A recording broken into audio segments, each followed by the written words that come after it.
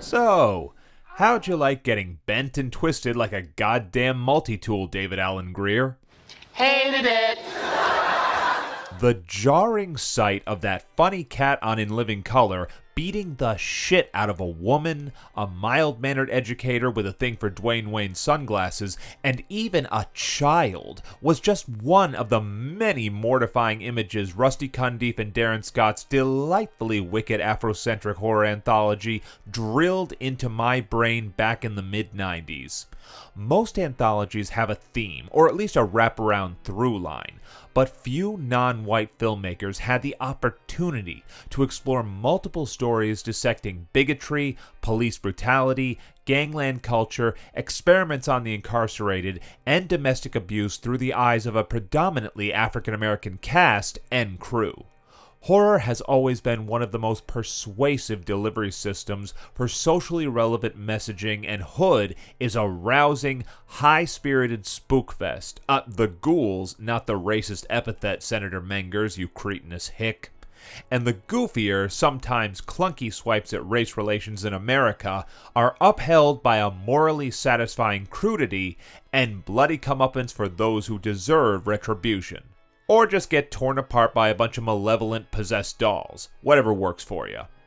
The transition of Clarence Williams III from the coolest undercover detective to a wild-eyed loon was surprisingly smooth given his iconic gap teeth and distinctive features. As an ultra-chatty funeral director and amateur narcotics distributor, but answer me this, is he Simpson or what? People want to know. He's a perfect crypt keeper-like guide for our three young bloods who don't want to be punk asses around corpses, but would much rather question the necessity of refrying beans when frying them once would probably be sufficient. Each segment has something to say about the African-American experience, and in their own way, each is successful, though some are inevitably better than others. The two midpoints remain the strongest. Child endangerment is an easy but nevertheless compelling subject to explore, and I always found Brandon Hammond's notion to eliminate the monster who plagues his home life via art charmingly ingenious. Cundiff's appearance as a kindly teacher doesn't come off as self-serving, and this segment moves along the smoothest and features a marvelous conclusion and wonderfully rubbery effects.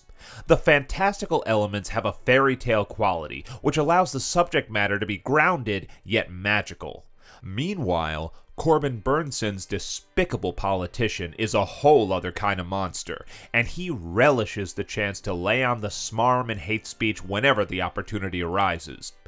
Elements and even physical similarities to Stuart Gordon's Dolls and the most famous portion of Dan Curtis's Trilogy of Terror lend themselves well to the vengeful little creepies who decide to dine out on some southern cooking one stormy night.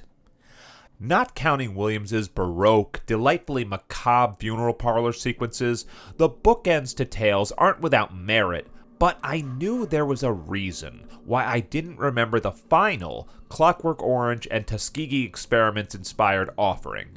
It feels like a toss-off, despite some solid production design, and it's ironically the bluntest in terms of what Cundiff and Scott are trying to say.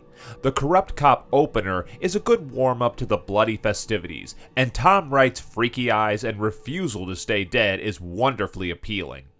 Cundiff directs with style and humor, even if some of the jokes are on the nose and obvious. If the fourth segment weren't a bit of a drag and clearly unmemorable, this could be a far more successful horror anthology. For what it is, Tales has an infectious, black-hearted energy with enough smarts to help it stand the test of time.